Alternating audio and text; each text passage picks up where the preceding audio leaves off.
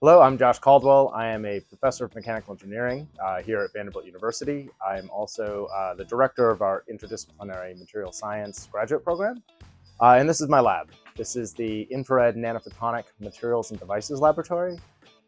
Essentially what we do is try to manipulate light at nanoscale dimensions, meaning dimensions that are like 10,000 times smaller than the human hair. The idea here is material properties change as you get to these very small dimensions, and we want to understand why they work the way they do. So shown here is actually a microscope. This is not a traditional microscope as you might imagine, but this is a microscope laid out, which is designed to understand quantum emission or single photon emission from defects in semiconductors.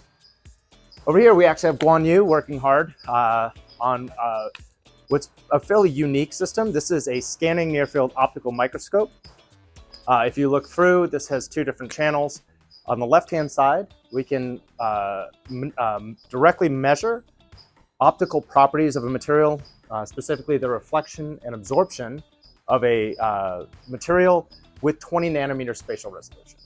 This is well beyond diffraction limit and can't be achieved with traditional optics, but we can do so in a scanning near-field optical microscope. This uses a monochromatic laser as well as a broadband laser. We can then also get spectral information. So measure the spectrum from a material, either reflection or absorption at the same time with that same 20 nanometer spatial resolution. Over here, we have a Fourier transform infrared spectrometer. This is actually the workhorse of the lab. We've modified this substantially from a lot of other pieces of equipment. We actually have a duplicate of this over here.